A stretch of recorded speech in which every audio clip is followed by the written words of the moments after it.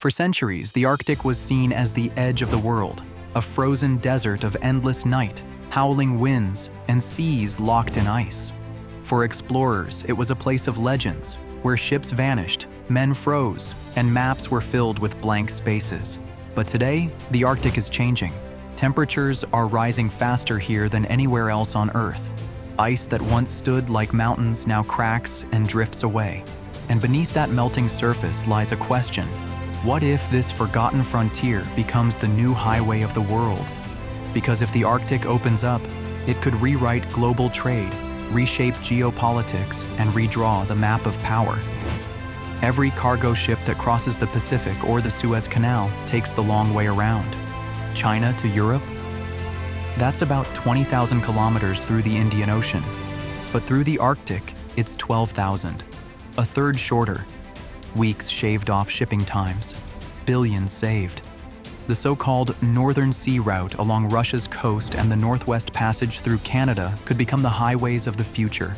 Imagine, instead of container ships lined up in the Suez Canal, they thread through icebergs under the Northern Lights. For companies, it's efficiency. For nations, it's power. The Arctic Superhighway isn't a new dream. In the 19th century, explorers risked their lives searching for the Northwest Passage. Dozens of ships were trapped, abandoned, or lost. The most infamous was the Franklin expedition in 1845. 2 ships, 129 men, all vanished into the ice. Back then, nature had the final word. The Arctic was closed. But climate change is rewriting that history. What explorers once died chasing, satellites now chart with precision. The impossible is becoming possible, and the dream of an Arctic passage has returned. This time not for glory, but for profit. Who owns the Arctic? The answer is complicated. Canada, Russia, the United States, Denmark via Greenland, and Norway all border the Arctic Ocean. Under international law, each controls territory up to 200 nautical miles offshore. But beyond that, it's contested. Russia claims a huge swath of seabed. Canada argues for sovereignty over the Northwest Passage. The US insists it's international waters. Suddenly, a frozen wasteland has become prime real estate, and every country with Arctic borders is preparing for a future where the ice no longer protects them. No country has invested more in the Arctic than Russia. It has built ports, icebreakers, and military bases along its northern coast. In Moscow's eyes, the Northern Sea Route isn't just a shipping lane, it's a lifeline to project power. Control of Arctic waters means leverage over Europe, China, and anyone who needs to move goods across the globe. Russia envisions itself as a gatekeeper of the new superhighway, and as climate change accelerates, its grip could grow stronger. For Canada, the Arctic is not just a strategic zone, it's an identity. The Northwest Passage cuts through its northern archipelago, a maze of islands and frozen seas. Canada claims it as internal waters. The US and others disagree, calling it an international strait. If ships begin sailing here regularly, who sets the rules, Canada or the world? It's not just about trade. It's about sovereignty, security, and the lives of northern communities. For Canada, the Arctic Highway could mean opportunity or a loss of control. The Arctic is not empty. It is home to Inuit, Sami, Chukchi, and many indigenous peoples who have lived here for thousands of years. Their knowledge of the land, ice, and animals is unparalleled, yet their voices are often sidelined in debates over shipping routes and oil reserves. For them, melting ice is not just an economic opening, it is a cultural loss, an existential threat. Hunting grounds vanish, sacred lands erode.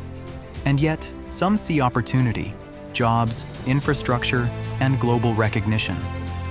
The Arctic Superhighway could enrich or erase them. The Arctic is more than a shipping route. Beneath its seabed lie an estimated 13% of the world's undiscovered oil and 30% of its natural gas. Rare earth minerals, essential for batteries and tech, are also here. For nations and corporations, it's a treasure chest waiting to be unlocked. But drilling in the Arctic is perilous. Oil spills under ice are nearly impossible to clean. mining scars fragile ecosystems.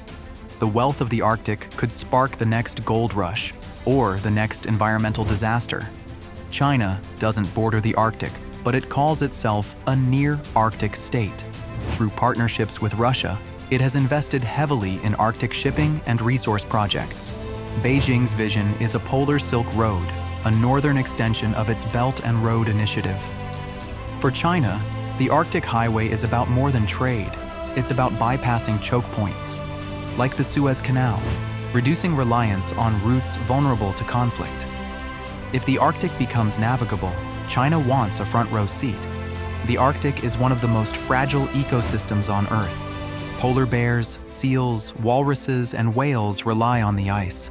Opening shipping lanes means noise pollution, oil spills, and new risks of extinction.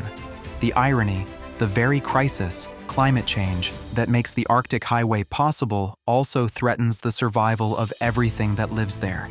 Is humanity trading survival for convenience? The Arctic Superhighway isn't just about commerce, it's about security. NATO has increased patrols.